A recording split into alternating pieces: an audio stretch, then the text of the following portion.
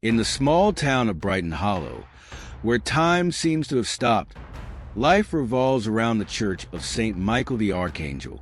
The environment is dominated by an almost palpable serenity, with the old wooden houses, the cobblestone streets, and the centuries-old trees that seem to whisper secrets in the wind.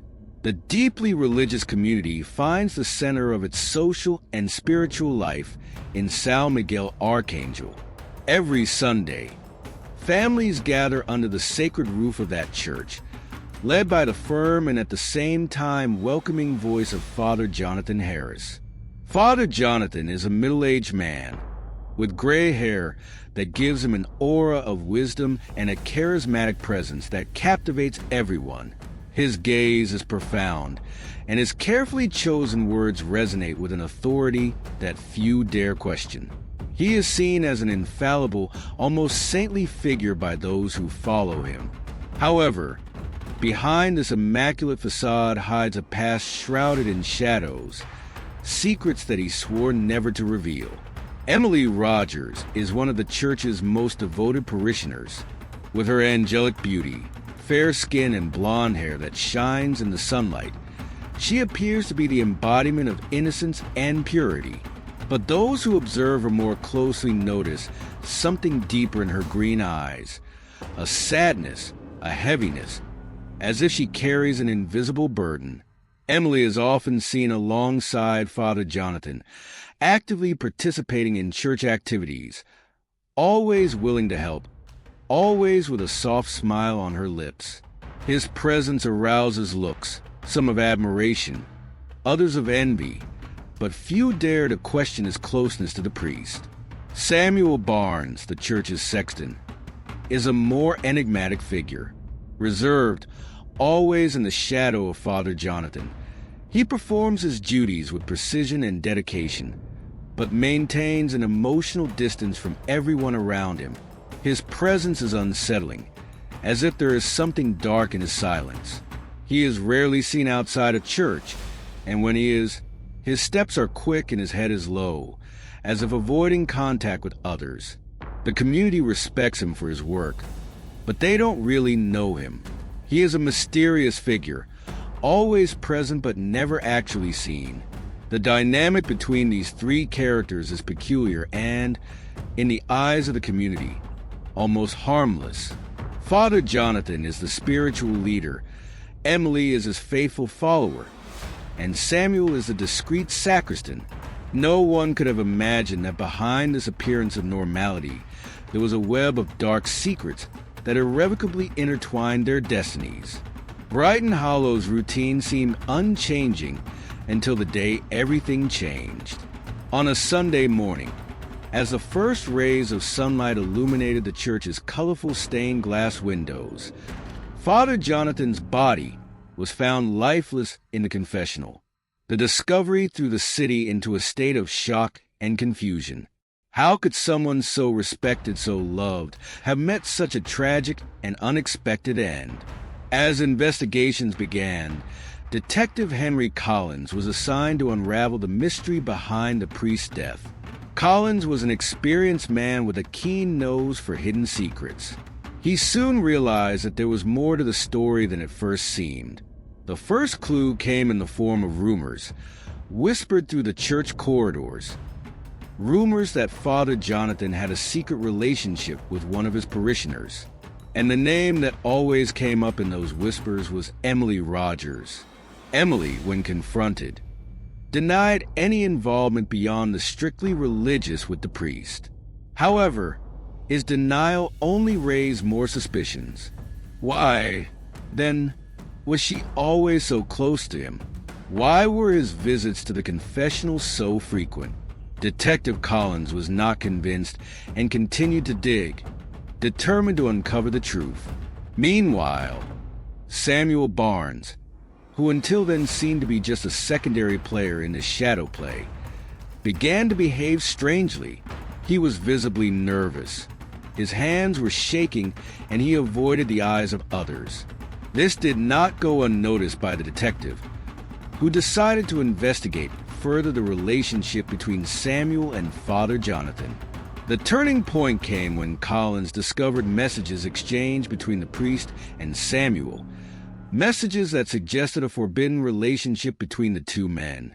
This new information brought to light the complexity of the situation, and Samuel, pressured by the detective, began to show signs of collapse. He admitted that he knew about Emily's supposed involvement with the priest, but swore he had nothing to do with his death. However, the doubt was already planted. As investigations deepened, new information began to emerge. An anonymous witness claimed to have seen Emily and Samuel arguing in the sacristy the night before the priest's death. This revelation brought to light a new series of questions.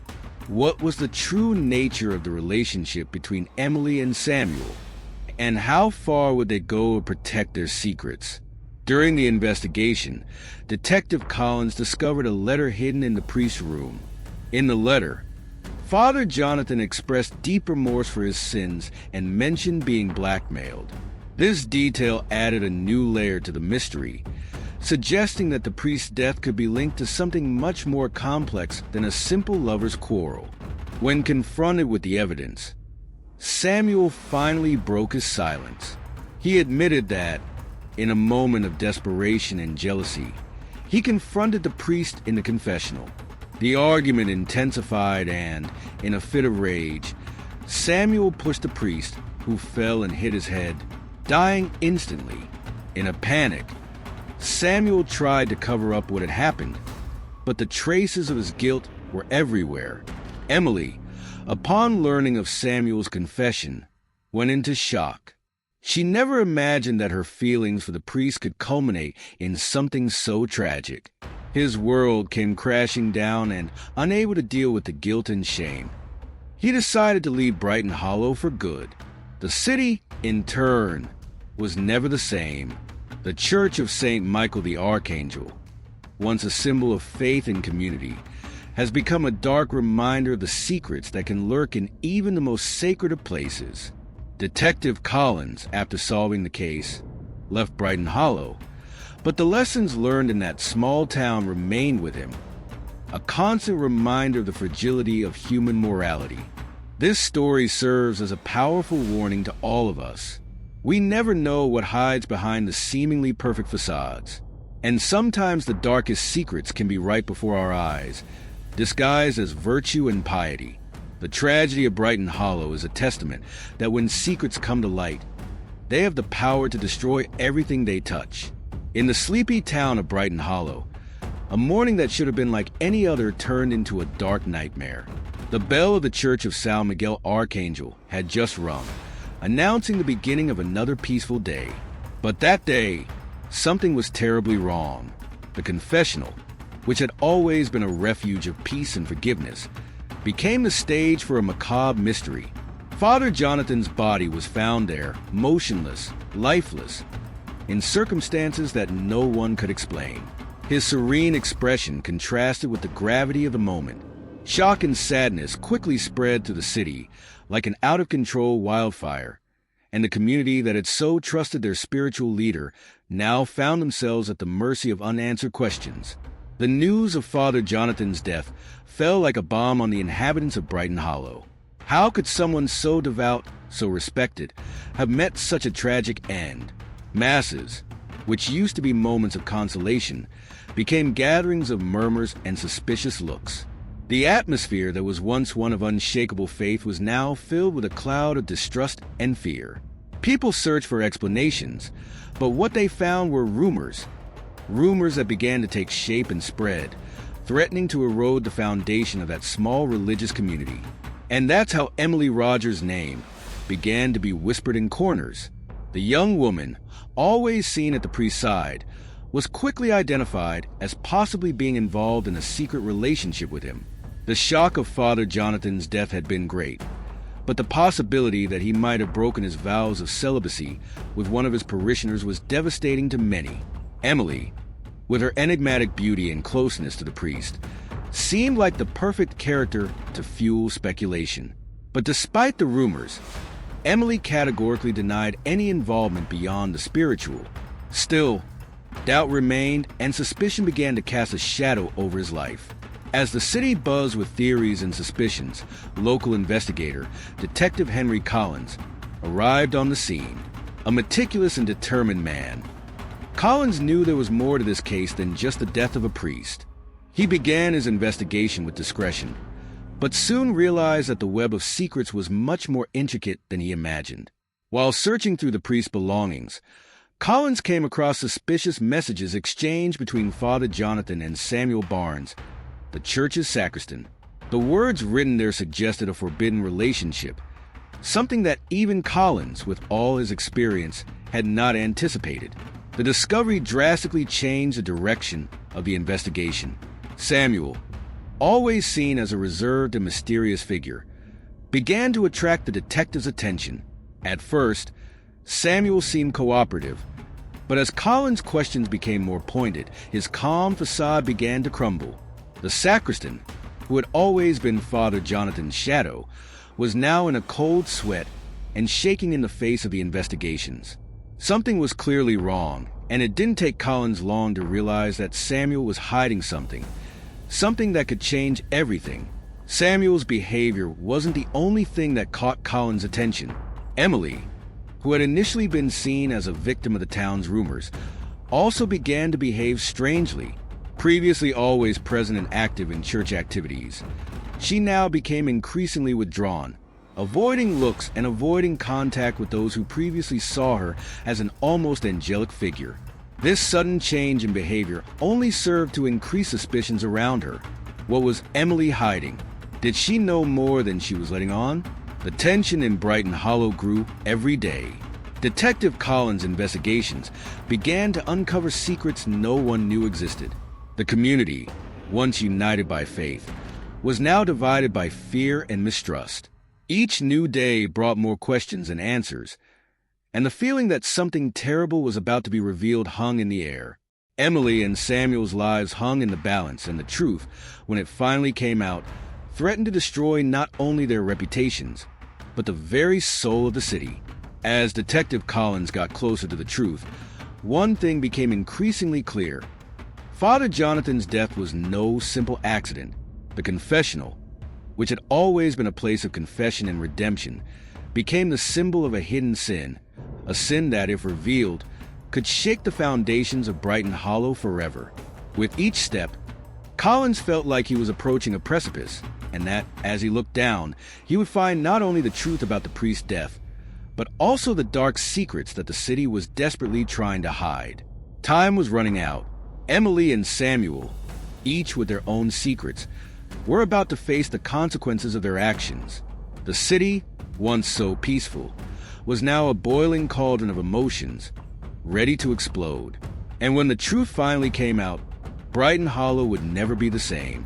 What started as a peaceful morning turned into a journey to uncover secrets that should have remained buried. And at the heart of this storm were three lives intertwined by choices that, once made, could not be undone. The suspense was palpable, and the city silently awaited the inevitable outcome. What was at stake was not just solving a mystery, but the very soul of Brighton Hollow. And as Detective Collins continued his tireless search for the truth, everyone knew that when the veil was finally lifted, no one would emerge unscathed. Brighton Hollow was about to be confronted with its own demons, and what lurked in the shadows of St. Michael the Archangel Church would forever change the course of their lives. The town of Brighton Hollow, once a haven of peace and harmony, was now immersed in a suffocating atmosphere of suspicion and tension. The whispers that roamed the streets and the silent gatherings in parishioners' homes revealed an unsettling truth. Something terrible was about to be discovered, and it was in the midst of this charged environment that a new piece of the puzzle emerged, changing the direction of the investigation in a drastic and unexpected way. An anonymous witness, a mysterious figure who preferred to keep his name secret, made a revelation that shook the foundations of the already fragile city. The witness claimed to have seen Emily Rogers and Samuel Barnes the night before Father Jonathan's death, involved in an intense and heated argument in the sacristy. The description of the meeting left no room for doubt. Something very serious was at stake between the two, something that could be directly related to the priest's tragic death. This new information fell like a bombshell in the investigation led by Detective Henry Collins. Until then, suspicions had fallen on Emily and Samuel in isolation, but the possibility that the two were conspiring together or had been involved in an explosive confrontation completely changed the scenario. Collins, determined to leave no stone unturned, redoubled his efforts to uncover the truth. As the city buzzed with a new revelation, Collins made a discovery that added another layer of complexity to the case. In a thorough search of the priest's room, the detective found a letter carefully hidden among Jonathan's personal belongings. The content of the letter was like a sharp blade cutting through the veil of sanctity that enveloped the priest's figure. In the letter, Jonathan expressed deep remorse for his sins, ambiguously mentioning that he was being blackmailed. The words written on paper, yellowed by the passage of time, revealed the internal torture of the priest, a man torn between his faith and his human weaknesses. This revelation not only complicated the case, but also made it even more disturbing. Who was blackmailing the priest, and why? What had Jonathan done to deserve such treatment? Questions were piling up in Collins' mind, and he knew that the answer to these questions was the key to solving the mystery. Determined to confront Samuel with the new evidence, Collins prepared for what he knew would be an emotionally charged confrontation. When the detective presented the letter and mentioned the anonymous testimony, Samuel had no choice but to admit what he could no longer hide. He knew about the relationship between Emily and the priest, something that until then was just a rumor, but now became a concrete fact. However, Samuel, in a desperate attempt to free himself from suspicion, denied any involvement in Jonathan's death. He claimed that Emily was emotionally unbalanced, insinuating that her unrequited passion for the priest had led her to act in irrational and dangerous ways. Samuel's accusation added even more fuel to the fire. Emily, already weakened by the loss and pressure of the investigations, was confronted with Samuel's words. Faced with pressure and stress, Emily had an outburst of emotion, confessing that, in fact, she was in love with Father Jonathan. Her voice shook as she admitted the feelings she had tried to hide, the pain evident in her eyes.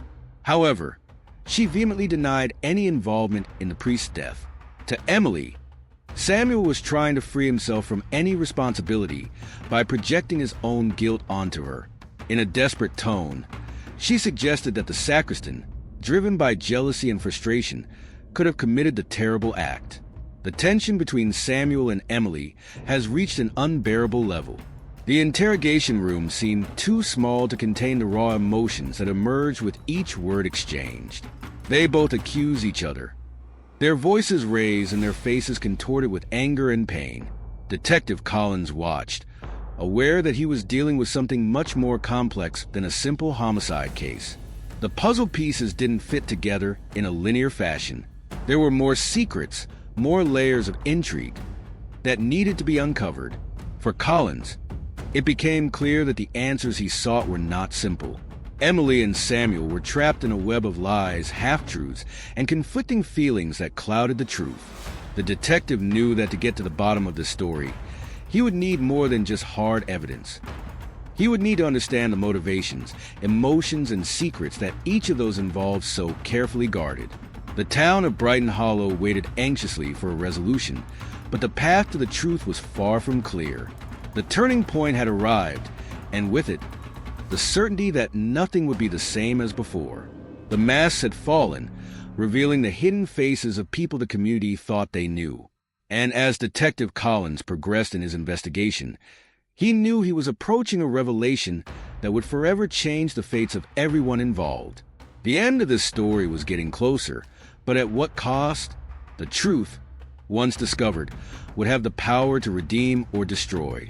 And in Brighton Hollow, a town where secrets seemed as plentiful as blessings, the line between heaven and hell had never been thinner. What was at stake was not just a resolution of a mystery, but the very soul of an entire community, which now, more than ever, needed to face the demons that dwelled in the shadows of their own hearts. The atmosphere in Brighton Hollow was charged with tension. The small town, once a sanctuary of tranquility and faith, was now shrouded in a whirlwind of emotions and suspicion. The mystery surrounding Father Jonathan's death had reached a critical point, and everyone in the community seemed to feel the weight of a truth about to be revealed. But, as in all great mysteries, the truth would not come to light in a simple or direct way. She would emerge from the shadows, pushed by the courage of an unexpected voice. It was during one of Detective Henry Collins' many visits to the church that an elderly parishioner, known around town for her discretion and devotion, finally decided to break her silence. With shaking hands and an expression of deep sadness, she approached the detective. Her eyes, which had seen so many things over the years, now revealed a secret that she knew she could no longer keep. She said that, the night before the priest's death, she had stayed in the church longer than usual, praying alone, when she heard raised voices coming from the sacristy. She recognized Father Jonathan's voice, but what shocked her was the intensity with which he argued with Samuel Barnes. The conversation revolved around Emily Rogers and the relationship the priest had with the young woman. The elderly woman described how the argument quickly escalated, with the priest's tone changing from his usual serenity to a mixture of frustration and despair. The word she caught, sin, betrayal, confession, painted a grim picture of the situation, and it was at that moment that she realized something was terribly wrong. This revelation was the trigger that Detective Collins needed. Now he had a credible witness who placed Samuel squarely at the center of the conflict leading up to Father Jonathan's death. The pressure on Samuel increased exponentially, and he knew his time was running out. The sacristan, feeling cornered, made a hasty decision. He tried to flee the city, but Brighton Hollow was not a place you could escape easily, especially when you were being hunted by someone as determined as Detective Collins. Samuel didn't get far. On a deserted road on the outskirts of town, he was intercepted by Collins and a small team of police officers. The capture was quick and silent, but the weight of the situation was palpable. During the interrogation, Samuel, now with no way out, finally gave in to the pressure. With a trembling voice and a lost look, he confessed that, in a moment of despair and jealousy, he confronted Father Jonathan on the fateful night. The discussion that began in the sacristy had continued in the confessional, a place that should have been one of peace and reflection, but which turned into a scene of tension and violence. Samuel revealed that the words spoken by the priest, the confession of his feelings for Emily, and the guilt that gnawed at him, were like stabs in his heart. He couldn't bear the thought of losing control over the situation, of seeing the man he had served and respected fall in love with someone else. Jealousy and anger clouded his judgment. The physical confrontation was inevitable. The sacristan described in chilling detail how, in the heat of the moment, he pushed the priest, who tripped and fell, hitting his head hard on the cold stone floor of the confessional. The sound of impact echoed in Samuel's mind, a sound he knew he would never forget. In that instant, everything changed. Father Jonathan was dead, and Samuel, stunned by what he had done, panicked. He confessed that, in his position of trust in the church, he believed he could cover up what had happened, hoping the community would never suspect him. After all, who would dare question the sacristan, the man who had always been at the priest's side, serving the church with so much dedication? Samuel tried to disguise the scene, to erase the traces of his guilt, but he knew deep down that the truth would always find a way to emerge. When Samuel's confession reached Emily, she was in shock. The young woman, who had harbored deep and conflicting feelings for the priest, could never have imagined that her emotions and her relationship with Jonathan would culminate in such a devastating tragedy. The love she felt, mixed with the guilt and pain of loss, was now blackened by the knowledge that, on some level, she was part of a chain of events that led to the death of a man she so admired. Samuel's confession not only clarified the mystery of Father Jonathan's death, but also shattered the illusions that the town of Brighton Hollow held about the sanctity of its spiritual leaders. The truth that emerged, painful and raw, revealed human weaknesses hidden under the cloak of devotion and faith. And like a broken mirror, it reflected the flaws, the secrets, and the shadows that lived not only in Samuel and Emily, but in everyone who lived under the belief that they were safe from the sins and temptations of the outside world. Brighton Hollow's fate was sealed. The community, shaken to its core, would never be the same. The Church of St. Michael the Archangel, once a symbol of purity and redemption, now bore the indelible stain of a human tragedy. And as Samuel faced the consequences of his actions, and Emily tried to rebuild the shattered pieces of her life, the town learned the hard way that the best-kept secrets are the ones that, when revealed, have the power to destroy everything. That play, Brighton Hollow would never again be seen as a haven of peace, but as a grim reminder that the truth, however painful, always finds its way. The trial of Samuel Barnes was an event that shook the already shaken structures of Brighton Hollow. The small town, known for its peaceful atmosphere and sense of community, now found itself at the center of a scandal that revealed the darkest secrets of its spiritual leaders. In the courtroom, everyone's eyes were on Samuel, the sacristan who had once been seen as a pillar of trust and devotion. Now he sat in the dock, accused of manslaughter for Father Jonathan's death. During the trial, the complex relationships between Samuel, the priest, and Emily were exposed in shocking detail. What was once only whispered in the corners of the city was now revealed under the harsh lights of the courtroom. Prosecutors presented evidence of the argument that occurred between Samuel and Father Jonathan on the fateful night, an argument fueled by the jealousy and frustration Samuel felt regarding the relationship between the priest and Emily. The entire city listened in stunned silence, as secrets that were once buried deep beneath layers of pity and respect finally came to the surface. Samuel, in his defense, tried to explain how his emotions led him to lose control at that decisive moment. He described how his jealousy of the priest and his anger at feeling betrayed culminated in an impulsive act that he never planned. However, Samuel's confession, although full of regret, was not enough to dispel the impact of his actions.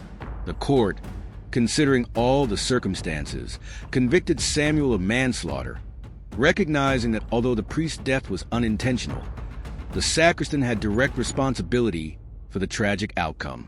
As the verdict was read, a heavy silence fell over the courtroom.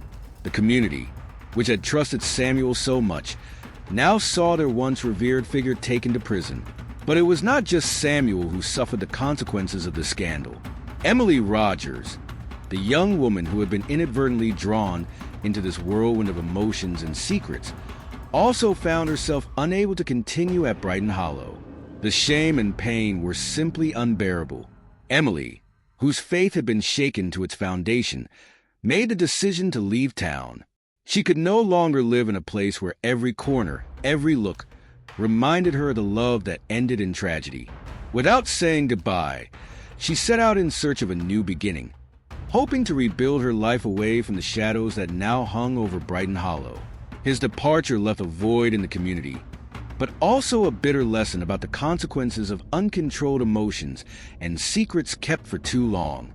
With Samuel's arrest and Emily's departure, the Church of St. Michael the Archangel, which had been the spiritual heart of the city, entered a period of deep reflection and renewal.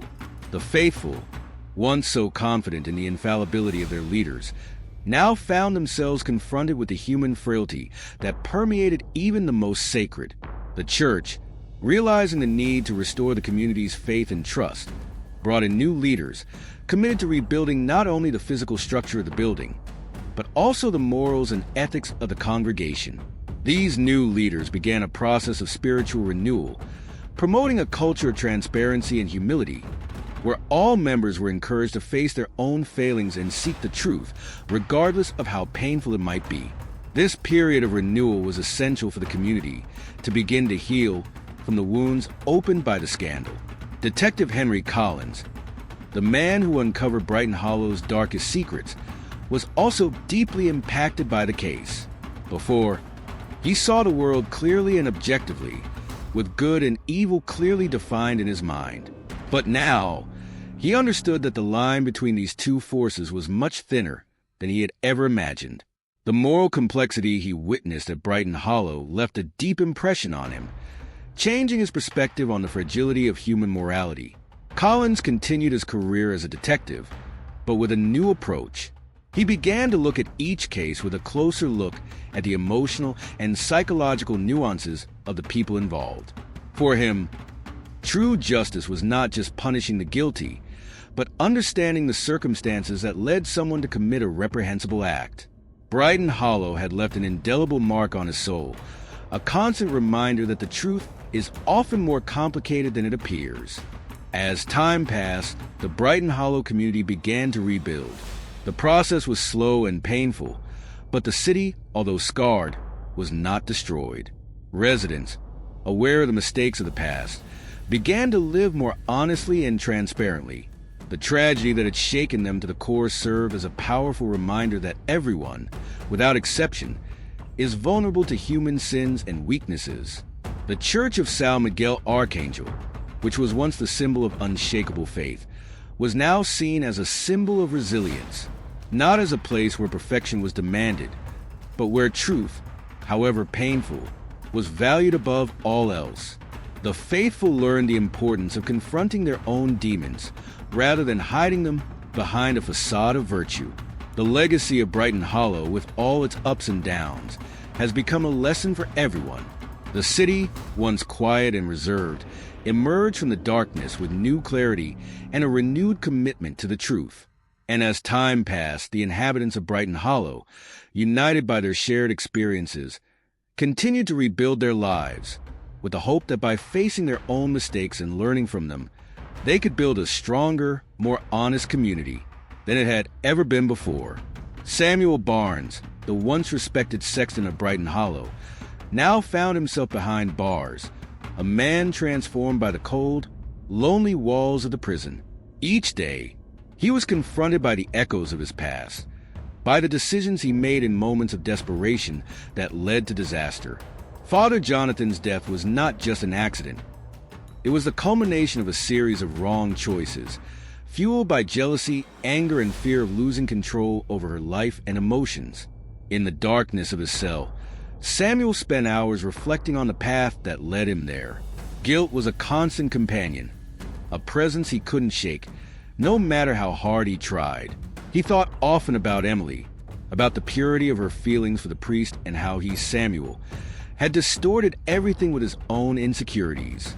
The image of Father Jonathan, lying on the floor of the confessional, with his head injured, was a scene that repeated itself in his mind, a memory that tormented him relentlessly.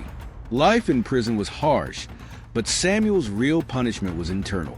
He knew he could never undo what he had done. He could never bring back the life he took, nor erase the scars he left on Emily and the community of Brighton Hollow. All he had left was time. Time to reflect, to grieve, and perhaps one day, to find some kind of redemption in his own tortured soul. But he knew that this redemption, if it ever came, would be something he would have to conquer step by step on a lonely and painful path. Emily Rogers, in turn, was far from Brighton Hollow, in a new town where no one knew her story. She walked among strangers, on streets where there were no judgmental looks that haunted her so much in her old life. But despite being physically distant, Emily knew she could never escape the emotional scars she carried. They were invisible but present, a constant reminder of the love he felt and the tragedy that followed. The decision to leave Brighton Hollow was not an easy one. That city, with all its good and bad memories, was part of who she was. But the weight of the past, of the scandal, was too great to bear. Emily was looking for a new beginning, a life where she could rebuild her faith, not just in God, but in herself. However, she knew this journey would be long and difficult. Every time he closed his eyes, he saw Father Jonathan's face, felt the warmth of his words, and remembered what he had lost. But at the same time, she knew she needed to move on, that her past, no matter how painful it was, could not define the rest of her life. In the small town of Brighton Hollow, the scandal that shook its foundations left deep scars. The Church of San Miguel Archangel, which was once the spiritual center of the community, has become a symbol of reflection and renewal. The new church leaders, aware of the mistakes of the past, began a process of collective healing, encouraging the faithful to face the truth, however painful, and to value integrity above all else. Samuel and Emily's stories have become living lessons for the community, a constant reminder that even the most respected people can succumb to human foibles, and that secrets, when kept too long, have the power to destroy lives. Brighton Hollow, although shaken, was not overcome by the scandal. Instead, the community used this experience as a catalyst for change, to become more honest and transparent both in their personal and spiritual lives. Detective Henry Collins, who played a crucial role in unlocking the secrets of Brighton Hollow, also emerged from the experience transformed. Previously, he believed that justice was simply a matter of punishing the guilty. But after Samuel and Emily's case, he came to understand that true justice is more complex and involves understanding the motivations and moral dilemmas that lead people to commit desperate acts. Collins continued his career with a new perspective, aware that the line between right and wrong is often thinner than it seems. Brighton Hollow, despite everything, managed to rise again. The city never forgot what happened. The scars were there, visible to anyone who wanted to see them. But instead of letting the past define them, residents decided to learn from it. They chose to live more openly, more honestly, valuing truth and integrity in all their actions. The healing process was slow, but the community, united by the desire to move forward, found the strength to rebuild. And so, the story of Brighton Hollow ended not in tragedy, but in renewal. The scars of the past remain, true, but they are reminders of a hard-learned lesson, a lesson about the destructive power of secrets and the inestimable value of truth. As the shadows of the past dissipated, the city moved towards a brighter, more honest future, where the mistakes of the past were not forgotten, but used as foundations for a better life. And in the midst of this journey, Brighton Hollow has found new faith, not just in God, but in its inhabitants' ability to face the truth and, above all, to forgive each other